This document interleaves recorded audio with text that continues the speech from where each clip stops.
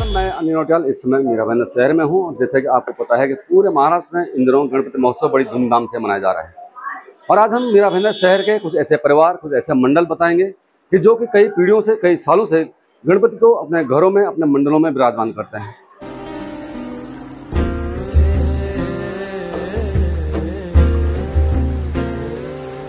वंदितो है गणराया अर्ता जाणू लगे रंबा लंबोदराया सेवा मानू लगे देवा देवा देवा गण गण गण गणपति देवा नंदन पार्वती शिव देवा गण गण। भाईंदर पश्चिम का नाइक परिवार 221 सालों से अपने घर में गणेश जी को विराजमान करते आ रहे हैं। एडवोकेट सचिन नाइक बताते हैं कि उनके दादाजी श्री दिवाकर पांडुरंग नाइक, उनके फूफा जी श्री विनोद चंद महादेव जोशी जी के मार्गदर्शन में उन्होंने गणेश जी की स्थापना की विधि विधान व पूजा अर्चना सीखी है।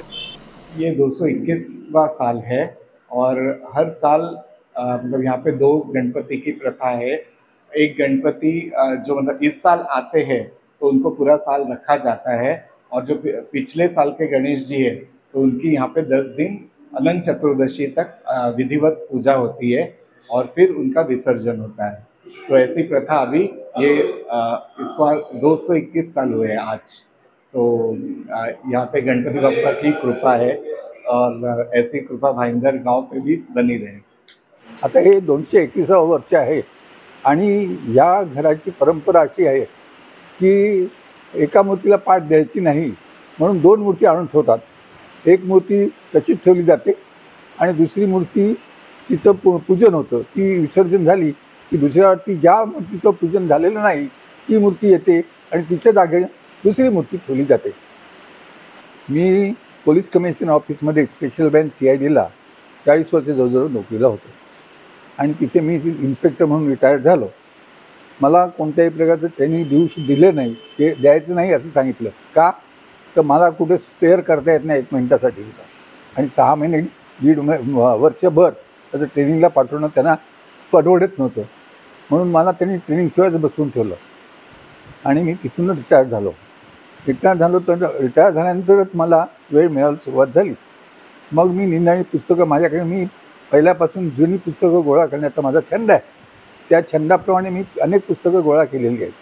त्याच्यामध्ये अगदी लीलावतीसारखे ग्रंथ म्हणा किंवा सर्व वेदांची सर्व पुस्तकं, त्या सर्व गोष्टी मी गोळा केलेल्या आहेत। सगळे 108 उपनिषद सगळे गोळा करतो। त्याच्यातला उपयोग करूनच मी इथे पूजेच्या वेळेला त्यांना नीट समजावून सांगितलं की आपण दरवेळी सगळीकडे गेलात तुम्हाला गणपतीच्या काळामध्ये गणपतीला आवर्तनं गणेश अथर्वशीर्षांनी घातली जातात, ते तर ठीक आहेच, पण त्याचबरोबर ज्या दिवशी त्या दिवसाचा जो देव असेल, म्हणजे उदाहरणार्थ सोमवार म्हणजे आपण शंकराचं मानतो, तर त्या दिवशी सोमवार असेल त्या दिवशी गणपतीच्या आवर्तनानंतर एक आवर्तन शंकराचं सुद्धा झालं पाहिजे। मंगळवार देवीचं आहे ते एक आवर्तन देवीचं सुद्धा झालं पाहिजे। बुधवार विष्णूचं आहे ते एक आवर्तन खास पुरुष सूक्ताचं झालं पाहिजे। गुरुवार दत्ताचं आहे तर दत्तमाला मंत्र वगैरे असं काहीतरी त्याचं एक आवर्तन झालं पाहिजे। असं शनिवारी मारुतीचं केलं पाहिजे। मग पंचमुखी हनुमान स्तोत्र म्हणा किंवा मारुतीचं ते भीमरूपी महारुद्र म्हणा, कुठलंही म्हणा, पण ते एक स्तोत्र त्याचं झालं पाहिजे असा मी एक यांना नियम लावून दिला होता। त्याप्रमाणे ते बिचारे करतायत। माझ्यावरती त्यांची ही श्रद्धा आहे म्हणा किंवा काही, आतापर्यंत तसं चाललेलं आहे काम।